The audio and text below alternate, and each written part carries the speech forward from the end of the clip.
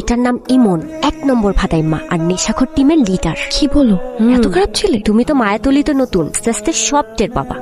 কি রে দোস্ত, পান্টু খাইতে যাবি না? পান্টু তো খাইয়াই ফেললাম দোস্ত, এমন নেশা আগে কোনোদিন হয় নাই। পিনিকের নাম তমা, আমার প্রিয় তমা। এই লন ভাই সিগারেট। সরি কাকা, ঘুরের মধ্যে আছি তো, মাইন্ড করেন না। চাচা মেজাজ গরম করে লাভ নাই, প্রেশার মারবো, উল্টো নিজেরই ক্ষতি। এমন বেয়াদব ছেলে। এলাকায় কি নতুন? হ্যাঁ, মায়াতলির নতুন কৃষি অফিসার। আমাকে মায়াতলিতে 2টা ফসল খুব বাম্পার হয়েছে, কৃষি আর নেশা। হাই, কৃষির সাথে তুমি নেশাকে মেলাচ্ছ। তবা তবা স্যার, ভুল হয়ে গেছে স্যার। ট্রান্সফার হয়ে তো একেবারে একটা জাহান্নামে এসে পড়লাম। আচ্ছা ঠিক আছে, এই লিস্ট নাও, এই জিনিসগুলো আমাকে দাও। এই মায়াতলিতে আসার সময় ভেবেছিলাম খুবই মায়াময় একটা এলাকায় ট্রান্সফার হয়েছে, কিন্তু এখন দেখছি এই এলাকাটা একদম বাজে। এখানকার সব ছেলে পেলেই নেশা করে। আর বলো না, তোমার মেয়ে তো আজকে আরেকটু হইলে অ্যাক্সিডেন্ট করতো। কিভাবে রে? একটা বকটে ছেলে অনেক স্পিডে বাইক চলে আসতেছিল।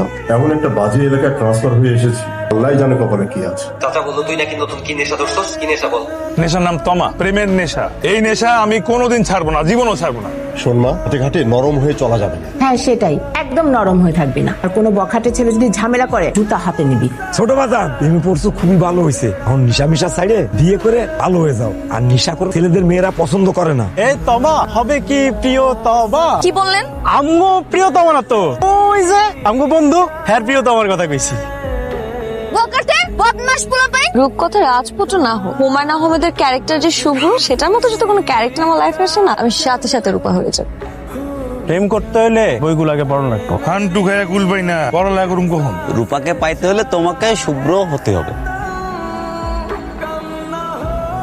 হ্যালো, কে আপনি বলুন তো? আমি শুভ্র। কি চান? শুভ্র আর রূপার প্রেম চাই। আচ্ছা আপনি আমাকে কিভাবে চেনেন? বাতাসকে যেভাবে চিনি, মানে তুমি হচ্ছে আমার অক্সিজেন। বিশ্বাস হয়ে আমাকে বাঁচিয়ে রেখেছো। অদ্ভুত তো। প্রেমিকরা একটু অদ্ভুতই হয়, প্রেমিকদের অনেকে পাগলও ডাকে।